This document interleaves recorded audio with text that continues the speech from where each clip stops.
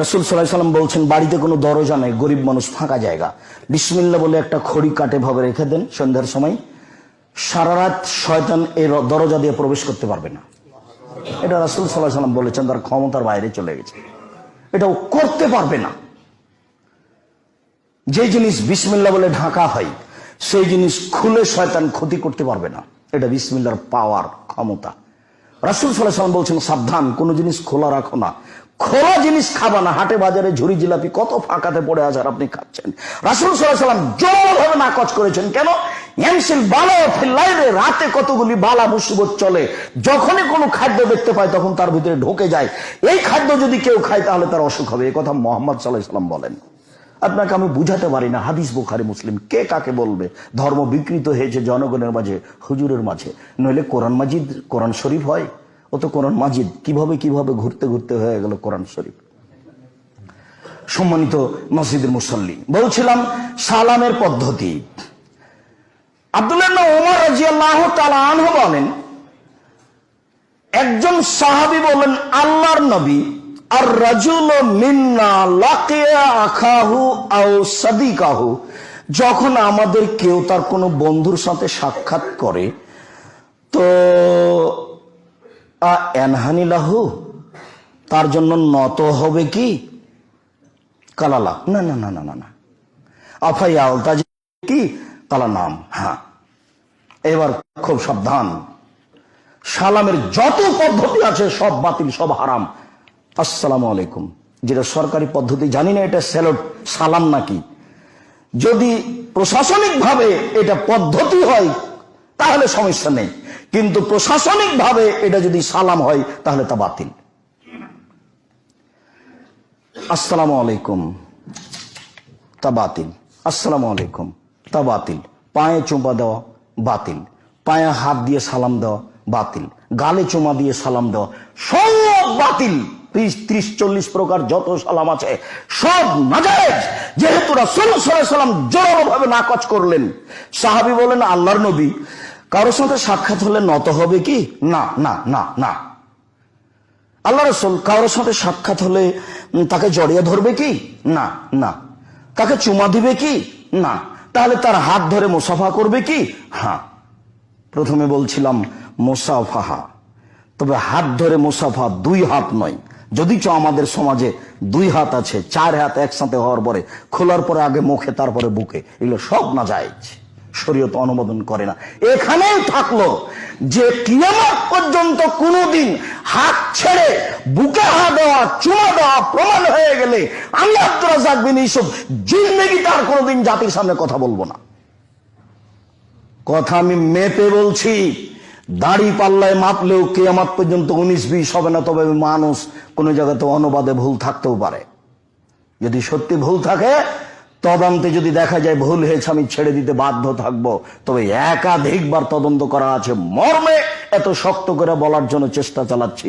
সম্মানিত দ্বীনি মুসল্লি ভাই বোন, বলছিলাম আনাস রাদিয়াল্লাহু তাআলা আনহু বলেন, কানা আসহাবুন নবী সাল্লাল্লাহু আলাইহি সাল্লাম, নবীগণের নীতি, সাহাবীগণের নীতি ছিল এজা ইয়াতালাকু তাসাফাহু, যখন সাহাবীগণ পরস্পরে সাক্ষাৎ করত তখন মুসাফাহা করত। ওই যা কাদমু মিন সাফারিন তাআনাকু, তবে বাহির থেকে আসলে কাঁধে কাঁধ মিলাতো। আমার সাথে কাঁধে কাঁধ মিলাতে পারেন আজ, কিন্তু আপোষে কাঁধে কাঁধ মিলাবেন এটা বিদআত, এটা হারাম, চলবে না এটা। কাজেই ঈদের মাঠে কাঁধে কাঁধ মিলানো যাবে না। ঈদের মাঠে তো আমরা সবাই এলাকার ঈদের মাঠে এসেছি। সাহাবীগণ পরস্পর সাক্ষাৎ হলে মুসাফাহা করতেন, তবে কেউ সফর থেকে আসলে কাঁধে কাঁধ মিলাতেন। বুঝাতে পারি না মনে হয়। এদেশে একটা বই পাওয়া যায়, বইয়ের নাম উপদেশ, আপনার জন্য লিখেছিলাম, কিন্তু আপনার কেনারও সময় হয় না, পড়ারও সময় হয় না। আমি কি করতে পারি, আপনার কি উপকার করতে পারি?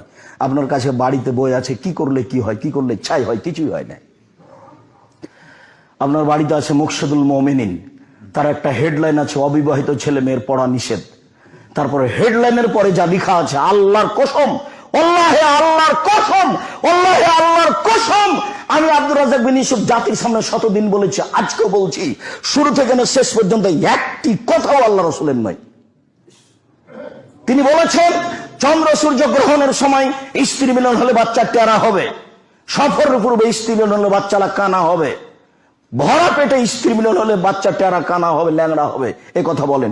আর আল্লাহ তাআলা বলছেন নিসাউকুম হারসুল্লাকুম ফাতু হারসুকুম আন্না শি'তুম, তোমাদের স্ত্রী, তোমাদের জমি, তোমাদের ক্ষেত, তোমরা তোমাদের স্ত্রীর কাছে আসো তোমাদের ইচ্ছে মতো, সকালেই কি, দুপুরেই কি, ভরা পেটেই কি, আর রাতেই কি, আর সফরের পূর্বেই কি, আর চন্দ্রগ্রহণ লাগলেই কি, আর না লাগলেই কি। এ কথা আল্লাহ তাআলা বলেন। সেইখানে এই কথা কি করে হতে পারে? আপনার স্ত্রী, আপনার জমি, নিজের জমি চাষ করি আমি সকালে না বিকালে, তাদের লোকের কি? আমি চাষ এদিক থেকে শুরু করি না এদিক থেকে শুরু করি, তাদের লোকের কি?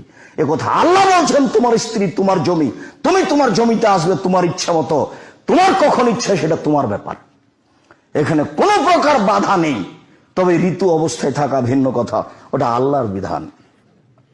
সম্মানিত মসজিদের মুসল্লি, সালামের শব্দ, আমরা শেষের দিকে চলে আসছি। সালামের শব্দ, লাম্মা খালাকাল্লাহু আদামা, যখন আল্লাহ আদমকে সৃষ্টি করলেন, সৃষ্টি করার পরে বলছেন ইযহাব ইলা হাযান নাফার, ওই যে একটি দল, আপনি ওখানে যান, ফাসাল্লিম আলাইহিম, আপনি তাদের ওখানে সালাম দেন। ফাইন্নাহা তাহিয়াতুকা ও তাহিয়াতু যুরিয়াতিকা, এইটা হলো আপনার উত্তর সালাম, আর এটা আপনার সন্তানাদির উত্তর সালাম। তো আদম আলাইহিস সালাম ওই ফেরেশতাদের দলের ওখানে গেলেন। এক বর্ণনায় এসেছে আদম আলাইহিস সালাম বললেন আসসালামু আলাইকুম, তখন ফেরেশতারা বললেন ওয়া আলাইকুমুস সালাম। আরেক বর্ণনায় এসেছে ফেরেশতারা বললেন আসসালামু আলাইকুম ওয়া রাহমাতুল্লাহ। আদম আলাইহিস সালাম বললেন আসসালামু আলাইকুম, এই পর্যন্ত। তখন ফেরেশতাগণ বললেন আসসালামু আলাইকুম ওয়া রাহমাতুল্লাহ, একটা শব্দ বাড়িয়ে দিলেন। এগুলো সালামের শব্দ। আবু হুরায়রা রাদিয়াল্লাহু তাআলা আনহু বলেন কুন্না আন্নান নবী সাল্লাল্লাহু আলাইহি সাল্লাম সাল্লামা আলাইনা কুলনা, যখন আল্লাহর নবী আমাদেরকে সালাম দিতেন তখন আমরা বলতাম ওয়া আলাইকাস সালাম ওয়া রাহমাতুল্লাহি ওয়া বারাকাতুহু ওয়া মাগফিরাতুহু, আপনার উপরে শান্তি অবতীর্ণ হোক, আপনার উপরে রহমত অবতীর্ণ হোক, আপনাকে আল্লাহ ক্ষমা করুক, আপনার প্রতি দয়া করুক। চারটি শব্দ আল্লাহর সাহাবীগণ উল্লেখ করলেন রাসূলের সামনে। একজন সাহাবী আল্লাহ রাসূলের সামনে এসে বলল আসসালামু আলাইকুম, তখন আল্লাহ রাসূল বললেন ওয়ালাইকুম আসসালাম আশরুন, হ্যাঁ তুমি 10 নেকি পেয়েছ। আরেকজন এসে বলল আসসালামু আলাইকুম ওয়া রাহমাতুল্লাহ, তখন আল্লাহ রাসূল বললেন ওয়ালাইকুম আসসালাম, হ্যাঁ তোমার জন্য 20 নেকি। আরেকজন এসে বললেন আসসালামু আলাইকুম ওয়া রাহমাতুল্লাহ ওয়া বারাকাতুহু, হ্যাঁ তোমার জন্য 30 নেকি।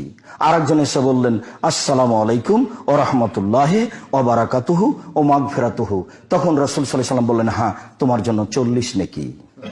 সালামের শব্দ, যদিচ জনৈক বিশ্ববিদ্যালয়ের শিক্ষক মানুষ বলছিলেন কিভাবে এরকম হয়ে গেল, আগে ছিল সালাম আলাইকুম আর এখন হয়ে গেল আসসালামু আলাইকুম। এমনটা ভুল হয়েছে, হয়তোবা তদন্ত করেননি, আর না হলে সমাজ এরকমই যে এমন এক সময় আসবে যে শিক্ষিত মানুষ আসলেই গেছে, সে নিজেই ভাবতে পারেনি যে আমি শিক্ষিত মানুষ।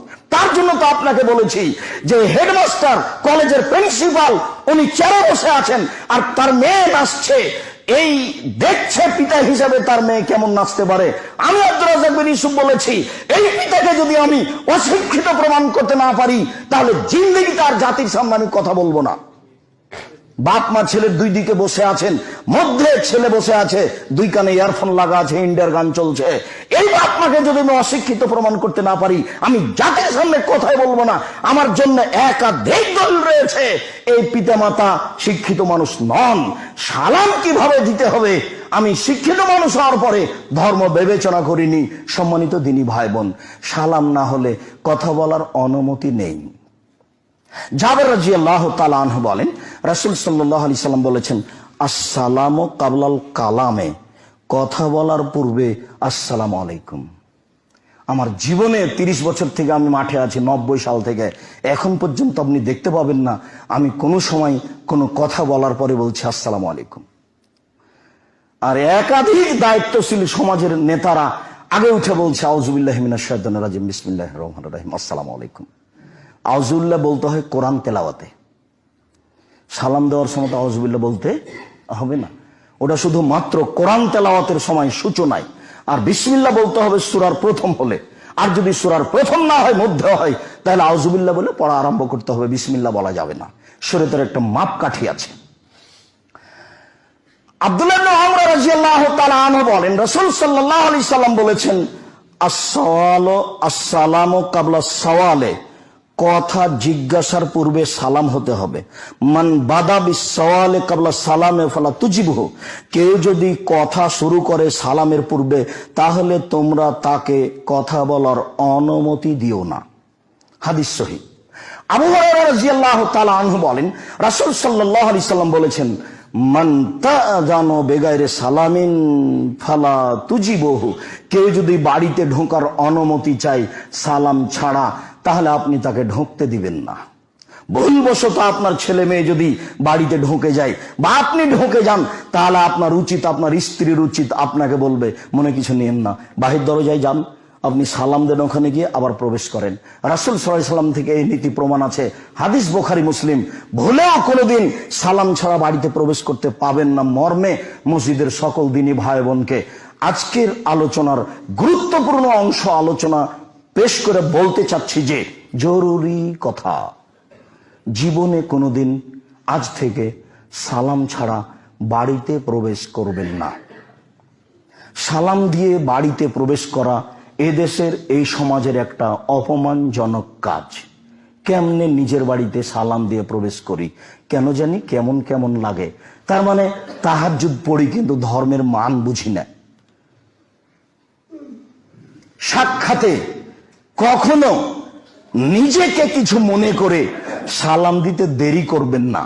যদি সালাম দিতে দেরি করেন তাহলে বুঝে নিতে হবে আমার ভিতরে অহংকার বিরাজ করে, তখন আমি তাহাজ্জুদ পড়েও জান্নাত লাভ করতে পাবো না, কেননা আমার ভিতরে অহংকার বিরাজ করে। অহংকার কাজটি হলো একমাত্র আল্লাহর, যা মানুষের জন্য সাজে না। অহংকারের মূল হলো মানুষকে তুচ্ছ মনে করা। তাই তো আপনার ভিতরে জাগলো, ও তো আমার ছাত্র, ও সালাম দেয় না কেন, ও সালাম দেয় না এই জন্য আমিও তাকে সালাম দিই না। আর আপনার তো প্রতিবেশীর সাথে দিন রাত ঝগড়া, ও যখন রাস্তায় পড়ে সামনে তখন আপনি এইভাবে চলেন, সামনাসামনি হতে চান না। কেননা সামনাসামনি হলে সালামের একটা ব্যাপার আছে বা কেমন কেমন লাগে। আগে আপনাকে সালাম দিতে হবে, ভ্রাতৃত্ব ভাব বেড়ে যাবে, শত্রুতা কমে যাবে। কয়দিন আর বাঁচবেন, সময় তো হয়ে গেছে। হঠাৎ করে 30 বছর ছিল, এখন দেখছেন 50 বছর। হঠাৎ করে 50 বছর ছিল, এখন দেখছেন 80 বছর। তাহলে আর সময় নেই, এ কথাই ঠিক। আর মরবো কে কখন সেটাও জানি না। অতএব রাগ ত্যাগ তিতিক্ষা নিয়ে বেঁচে থাকার চেষ্টা করি, এ কথা ভুল। পরস্পর সাক্ষাৎ হলে সালাম দিতে হবে। রাসূল সাল্লাল্লাহু আলাইহি সাল্লাম মহিলাদের পাশ দিয়ে হাঁটছিলেন, তখনও তিনি তাদেরকে সালাম দিলেন। বোঝা যাচ্ছে কোনো সমস্যা না থাকলে মানুষ মহিলাদেরকেও সালাম দিতে পারে, মহিলারাও পুরুষদেরকে সালাম দিতে পারে। মর্মে দিনী বোনদের জন্য একটি কথা বলে আলোচনার শেষে চলে আসছি। মহিলাদের ব্যাপারে রাসূল সাল্লাল্লাহু আলাইহি সাল্লাম 4টা কথা বলেছেন। এই কাজ করতে পারলে তাদের জান্নাতের সব দরজা খোলা। 1, সলাত খামসাহা, 5 ওয়াক্ত সালাত আদায় করতে হবে। সমাত শাহরাহা, রমজান মাসে সিয়াম রোজা থাকতে হবে। অতাত বালাহা, আর স্বামীকে মেনে চলতে হবে। অহাসানা ফারজাহা, জেনায় লিপ্ত হওয়া যাবে না।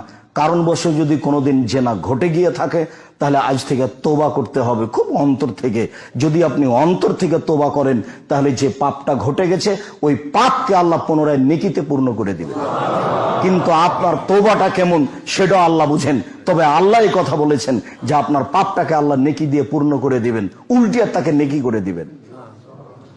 এটা আল্লাহর ক্ষমতা, এটা আল্লাহর দয়া।